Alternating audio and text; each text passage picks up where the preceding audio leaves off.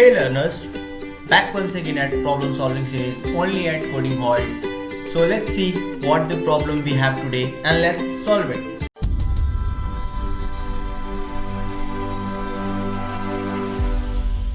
तो problem solving series में ये हमारा 16वां प्रॉब्लम है and that is Armstrong number. तो आज अपन डिस्कस करते हैं कि एमस्ट्रॉन्ग नंबर होता क्या है और प्रोग्रामिंग की मदद से कैसे किसी नंबर को बता सकते हैं कि वो एमस्ट्रॉन्ग नंबर है या नहीं है। तो पहले जानते हैं एमस्ट्रॉन्ग नंबर होता क्या है। एमस्ट्रॉन्ग नंबर उस नंबर को बोलेंगे जिसका इंडिविजुअल डिजिट्स का पावर काउंट का सम उस नंबर के बराबर आ जाए, उसको हम लोग एमस्ट्रॉन्ग नंबर बोलते हैं। एज एग्जाम्पल 153 का काउंट आएगा हमारे पास 3। काउंट कहने का मतलब इंडिविजुअल काउंट। 153 में कितने नंबर्स हैं? 153।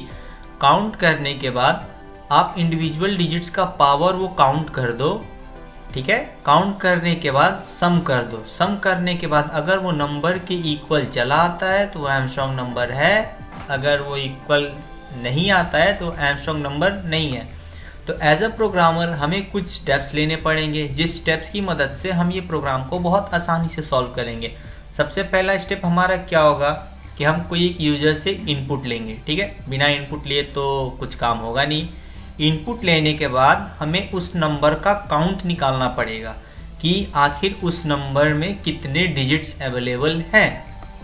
उसके बाद हम लोग को क्या करना पड़ेगा, सब नंबर को इंडिविजुअल करके और उसका पावर राइज करना पड़ेगा जितना हमारा काउंट आया रहेगा। उसके बाद क्या करना है, उसके बाद सबको ऐड करना है। ऐड करने के बाद अगर वो नंबर के बराबर चला आता है जो हमने यूजर से इनपुट लिया है तो वो एमस्ट्रॉन्ग नंबर है, अगर वो नहीं चला पाता है तो वो एमस्ट्रॉन्ग नंबर नहीं है। इन्हीं 4 स्टेप्स की मदद से ये प्रोग्राम बहुत आसानी से बन के तैयार हो जाएगा। तो चलते हैं अपने कोड ब्लॉक्स की स्क्रीन पे, वहाँ पे कराते हैं प्रोग्राम को टाइप, बिल्ड, रन। तो पहुँच चुके हैं अपनी कोड ब्लॉक्स की स्क्रीन पे। यहाँ पे मैंने प्रोग्राम को टाइप कर रखा है। तो क्या क्या लॉजिक्स मैंने यूज़ किए हैं प्रोग्राम्स को बिल्ड करने में, आइए समझते हैं। तो सबसे पहले मैंने हेडर फाइल लगाया है। हेडर फाइल मैंने studio.h और maths.h लगाया है। maths.h लगाने के पीछे एक स्पेशल कारण है जो आपको पता लग जाएगा इस वीडियो में। उसके बाद मैंने एक मेन बॉडी बनाई है। मेन बॉडी के बाद इंटीजर डेटा टाइप्स में कुछ वेरिएबल डिक्लेयर किए हैं, वो किस बेसिस पे किए हैं वो आपको ही पता लग जाएगा। उसके बाद मैंने यहाँ पे 3 लाइन की कोडिंग की है यूज़र को इंटरफेस देने के लिए। उसके बाद स्कैनएफ का यूज़ किया है ताकि हम यूजर से इनपुट ले सके कोई एक नंबर। जैसे मैं अभी आपको प्रोग्राम रन करके दिखाऊं तो आप देख सकते हो यहाँ पे एक इंटरफेस आ रहा है। ये इंटरफेस ही है 3 लाइन की कोडिंग। ये जो 3 लाइन की कोडिंग हमने की है वो इंटरफेस के लिए ही की है। उसके बाद स्कैनएफ से हम डाटा इनपुट लेंगे और N1 में स्टोर करेंगे, ठीक है। तो एज़ फॉर एग्जांपल मैं यहाँ पे कमेंट करते चलूँगा, हमने 153 लिया है, ठीक है। तो 153 हमारा किस में स्टोर हो जाएगा? N1 में स्टोर हो जाएगा, ठीक है। उसके बाद से मैं N1 को एक और वेरिएबल में स्टोर कर रहा हूँ। वो इसलिए कर रहा हूँ ताकि हम जो भी ऑपरेशन करें ओनम पे करें और जो हमने नंबर इनपुट लिया है वो हमारा एज इट इज़ बचा रहे, क्योंकि लास्ट में हमें इसी नंबर के इक्वल टू दिखाना है, ठीक है। उसके बाद से हमारा पहला स्टेप हो जाता है कंप्लीट। जो हमने 4 स्टेप्स पढ़े थे पिछली स्लाइडों में कि हमें कैसे प्रोग्राम को देखना है। तो उसके बाद से दूसरे स्टेप की बात करें तो हमें नंबर काउंट कराने थे कि कितने नंबर हमारे पास अवेलेबल है, ठीक है। तो नंबर काउंट कराने के लिए मैंने एक वाइल लूप का प्रयोग किया है। वाइल लूप में एक कंडीशन लगाई है कि ये जो नंबर यूज़र ने दिया है तब तक चले जब तक ये 0 ना हो जाए, ठीक है। और उसके बाद मैंने क्या किया, डिवाइड ऑपरेटर लगाया है ताकि डिवाइड ऑपरेटर से क्या होगा, ये लास्ट वाली डिजिट हट जाएगी और हमारे पास 2 ही डिजिट बच जाएंगी। उसके बाद फिर से लूप चलेगा तो फिर से ये 5 भी हट जाएगा, 1 के साथ हम लोग रिमेनिंग रह जाएंगे और 1 हटेगा तो हमने काउंट +1 करा देना है। यहाँ पे मैंने एक n वेरिएबल लिया है जिसमें हम स्टोर कराएंगे कि हमारा काउंट कितना है। और ये पहले प्री इंक्रीमेंट का मतलब पहले वैल्यू इंक्रीज होगी उसके बाद n में स्टोर होगी। तो एज फॉर एग्जांपल हमने पहले बार 153 हमारा कंडीशन चेक हुआ तो that is not equal to 0, ये वेरीफाइड होगा, डिवाइड बाई 10 होगा तो इक्वल टू हमारे पास आएगा 15, 15। तो ओनम में हमारी वैल्यू कितनी स्टोर हो जाएगी 15, और उसके बाद से एन में क्या स्टोर हो जाएगा 0 + 1 दैट इज 1। हमने एन को 0 इसीलिए इनिशियलाइज पहले से ही कर रखा है, ठीक है। तो आप देख सकते हो हमारे पास ये वाले लाइन की कोडिंग का कितना महत्व है, क्योंकि यहाँ पे तो वैल्यू ऑफ ओनम में 15 हो गई, हमें 15 से तो कंपेयर कराना नहीं था, इसीलिए हमने एक एक्स्ट्रा वेरिएबल लिया है, उसको स्टोर करा दिया है, ठीक है। उसके बाद से सेकेंड टाइम में जब चलेगा तो क्या होगा 15 जो होगा 15 divided by 10 that is equal to 1, okay. और n में वैल्यू कितनी है, पहले से 1 है, प्री इंक्रीमेंट होगा, पहले इंक्रीज हो जाएगा दैट इज 2 और n में स्टोर हो जाएगा, तो ये जो n की वैल्यू हो जाएगी 2 हो जाएगी। ऐसे ही फिर से क्या होगा 1 बचा है ओनम में, तो 1 डिवाइडेड बाई 10 तो दैट इज इक्वल टू 0। तो और उसके बाद क्या करना है +1 करना है, ये जब लूप चलेगा तो दैट इज 2 + 1 3, वैल्यू कितनी स्टोर हो गई n में। उसके बाद ये 0 हो गया तो अब कंडीशन चलेगी नहीं, तो लूप एंड, ठीक है। लूप एंड हो गया हमारा और हमारे पास काउंट हमारा आ गया कि हमारा काउंट कितना है दैट इज 3। तो हमारा दूसरा काम भी हो गया कंप्लीट।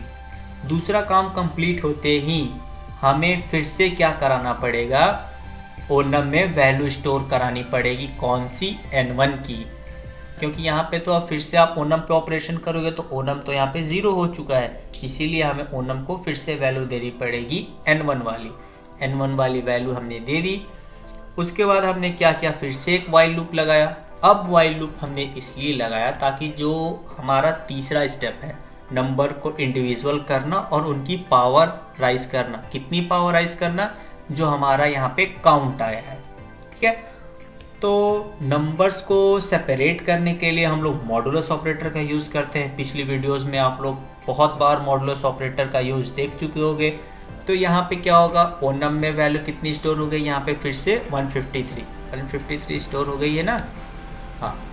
उसके बाद से अब आर में क्या वैल्यू स्टोर हो जाएगी, गेस करो आर में कितनी होगी। ओनम कितना है हमारे पास 153, मैं इसको कमेंट कर देता हूँ। आर इज इक्वल टू ओनम का मॉडुलस 10 दैट इज 153 का modulus 10 that will be equal to 3, ठीक है।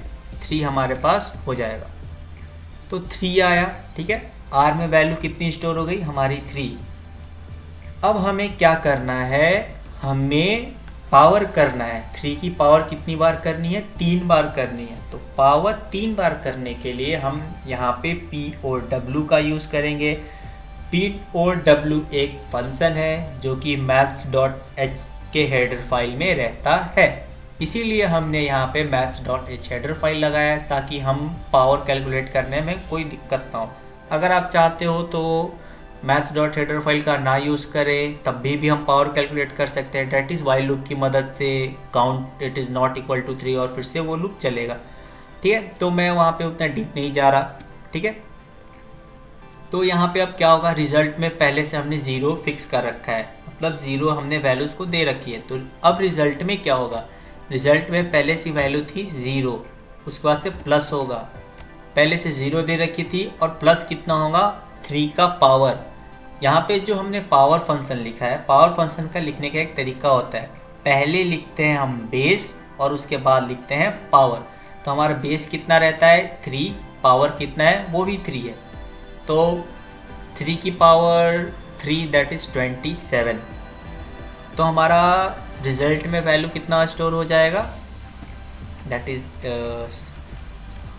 हमारा रिजल्ट में वैल्यू ये स्टोर हो जाएगा, ठीक है। मैं RES लिख रहा हूँ, रिजल्ट में 27 स्टोर हो जाएगा। अब हमारा काम तो हो गया, अब हमें क्या करना पड़ेगा, 153 से 3 को हटाना पड़ेगा। तो 3 को हटाने के लिए क्या करते हैं, आपको पता होगा हमने यहाँ पे क्या किया है, डिवाइड ऑपरेटर का यूज़ किया है। तो 3 को हटाने के लिए फिर से हमने डिवाइड ऑपरेटर का यूज़ किया है। तो अब हमारे पास हम बचेंगे 15 के साथ, ठीक है, हम बचेंगे 15 के साथ। 15 में फिर से मॉडुलस ऑपरेटर लगेगा 10 के साथ, तो हमारे पास वैल्यू कितनी चली आएगी 5, अब क्या होगा, आर की वैल्यू हमारे पास कितनी हो जाएगी 5, that is the value of R. तो फिर से क्या होगा, रिजल्ट में 27 स्टोर था, फिर से क्या हो जाएगा, प्लस हो जाएगा, और प्लस कितना होगा 5 की पावर 3 दैट इज 125। तो अगर आप इसको ऐड करो तो ये 152 आता है। ठीक है, किसी को कोई दिक्कत मेरे हिसाब से तो नहीं आ रही होगी। अगर आपको दिक्कत आती है तो आप हमारे Instagram handle IG@codinghalt, Facebook handle coding halt, या ये इस वीडियो में कमेंट ही कर दो, कहीं भी पूछ सकते हो। फिर से क्या होगा, आर में वैल्यू तो 5 स्टोर हो गई। अब फिर से ये वाले ऑपरेटर काम करेंगे, फिर से 15 में से क्या हटा देंगे, 5 हटा देंगे, वी विल लेफ्ट विथ 1 में मॉडुलस ऑपरेटर लगेगा 10 के साथ, तो वो 1 ही आएगा। 1 में फिर से यहाँ पे 152 प्लस 1 की पावर क्यूब दैट इज 1, तो 1 that will be equal to 153 बस 153। उसके बाद से आपको क्या करना है, उसके बाद से simple if else condition check करानी है कि अगर जो हमारा रिजल्ट है ये N1 के बराबर आ जाता है तो प्रिंट आर्मस्ट्रांग नंबर है, अगर नहीं आता है तो आर्मस्ट्रांग नंबर नहीं है। तो चलिए एक दो एग्जांपल मैं इसको बिल्डअप एंड रन कराता हूँ और आप देख सकते हो। जैसे मैं एक एग्जांपल लेता हूँ 370, जैसे कि आप चेक भी कर सकते हो 3 की पावर 3 दैट इज 27 एंड 7 की power 3 that is 343 plus 27 that will be equal to 370। Okay, तो ये भी हमारा आर्मस्ट्रांग नंबर है। और एक दो एग्जांपल के साथ चेक करते हैं कि क्या हमारा प्रोग्राम सही है। Let's build and run once again and this time we are inputting 4 5 6 7 8। ये तो आप देख सकते हो 4 5 6 7 8 is not an Armstrong number. ठीक है, तो ये हमारा प्रोग्राम बहुत सही काम कर रहा। आई होप आप लोग को इसके लॉजिक सब क्लियर होंगे।